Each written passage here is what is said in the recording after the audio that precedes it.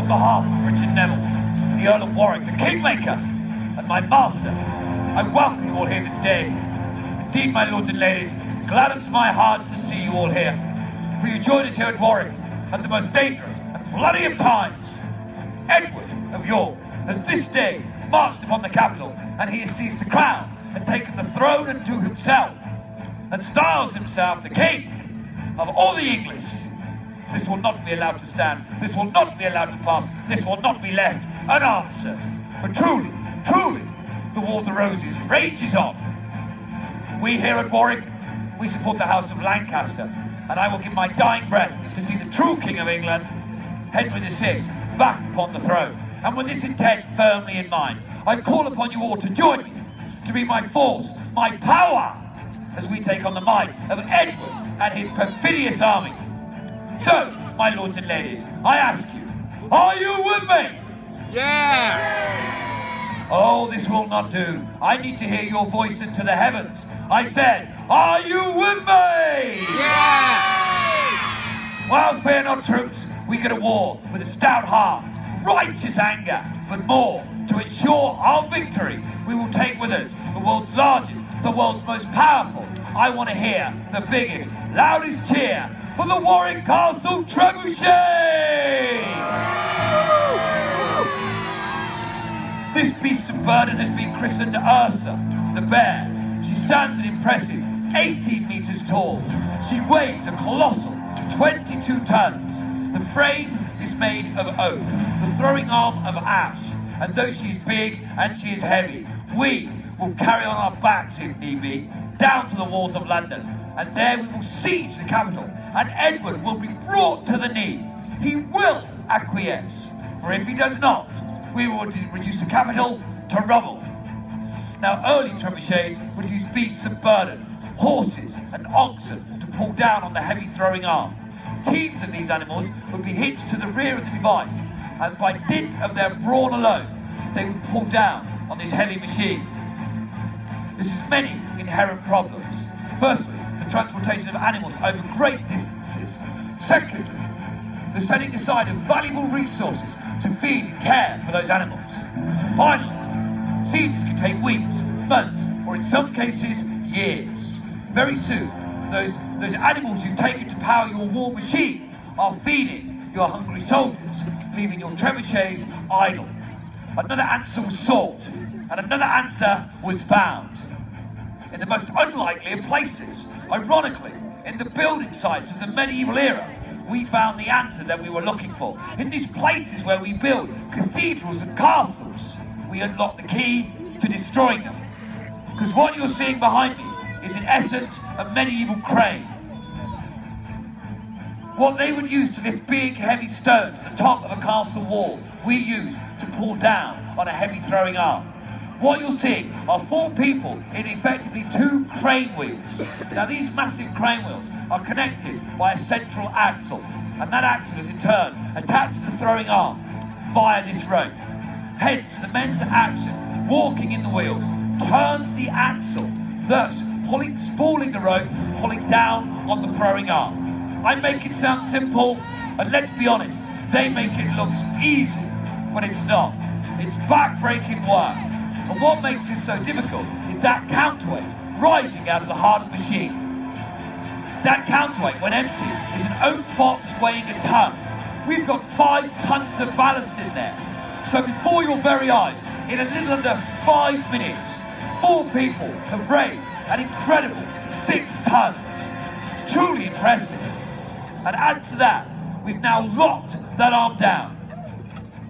Right there, we have 6 tons of pressure at our disposal to do with as we wish. We place whatever projectile we want in the heart of that machine, and we send it at our enemies. They will run before us. Now, what you're witnessing here is our final preparations, our final drills. Once the team have been tasked and the machine has been put through its paces, we will take this whole thing apart. It's a tension fit. There's over 300 individual pieces here. They will all go onto barges or onto wagons, and they can be taken across water or across land to wherever they are most needed. And when we get to our destination, within a day, possibly 2, this machine will be up and running. Truly an awesome and an awe-inspiring device. And the crew that you'll see working here, they've been hand-picked for this job. They are privileged to walk these wheels, but for this privilege, I expect these men to work and to pay. They will use their lives to defend this machine. Winder, get up that wheel! Wind harder! Oh, this winding job is the worst. Run faster, wind harder. That's all right for them to say. The pain in my legs is excruciating. Now more turns of this wheel to come. These wheels have slats that create flickering lights in your eyes. Makes us dizzy, which brings on sickness. If you know what's good for you, you swallow it down. Throwing up in a wheel isn't pretty. You fall over for sure. The wheels are extremely slippy when wet. If I slip, I could be carried up the wheel and fall on the axle, breaking my back for sure. Just keep running, looking ahead, or as much as I can anyway. Giving up and falling out this wheel isn't an option. We must keep winding. Come on, men, not long now until that rope's free. Will you quit your belly aching in that whale? Any more of that, I'll cut this crew. Well, get ready, you lot, we'll get a blind crew in. Now, my lords and ladies, at the rear of the device, you see our Trebuchet mistress. She is in charge not only of the construction of this device, but also its operation. I am a master of warfare, and this machine is my finest weapon. As Trebuchet master, Ursa is my responsibility, and it's my job to keep her wheels turning and keep these lazy dogs moving. Come on, men, get up those wheels! This machine can shoot a projectile up to 300 meters at 150 miles per hour. But I have to shoot this machine every 6 minutes, or the Kingmaker Neville would have my head. There is no room for error. This is war, and we have to win. We certainly do. I spy down the end of the field a small Yorkist band. Edward has had the effrontery to send troops here to Warwickshire. They have come armed with a cannon, and they hope to hinder our progress, it seems, as we make our way towards London. Well, I tell Edward now, send your troops, and we will send them running back to London with 50,000 Lancastrians at their back. More than this, I invite Edward IV, send your troops, and they will be met with a rain of fire and arrows. Oh, Warwick, oh, Warwick! We have a few tricks up Ursa's sleeve. For castle and city walls, we can throw rocks to smash through and expose the enemy. We can shoot dead and rotting animals. These spread disease amongst their camps, killing them off slowly. And we can send the pale-faced heads of their Yorkist spies back at them.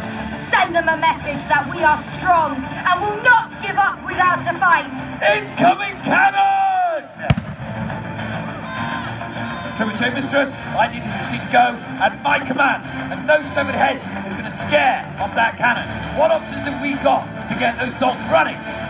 It's time to show these Yorkists what we are made of, and use the ultimate missile that will strike fear into the hearts of even the most valiant of knights. A fireball. That'll send them running. Right, my lords and ladies, this is not the day that we bow down to Yorkist law. Oh no, this is the day that we stand true and strong. We stand for our castle, our earl, and our king. So I ask you, are you still with me? Yeah! Are you? Yeah! The cannon gets closer. Right, prepare yourselves. We need to unleash some hell. Let's begin the firing sequence. Remove the chain.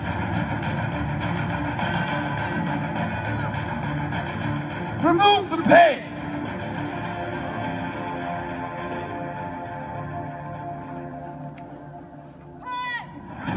Stand down and add fire.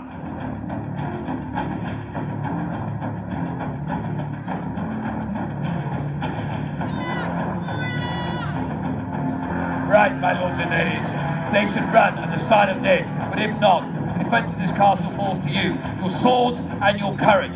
Warwick Castle must not fall. Lords!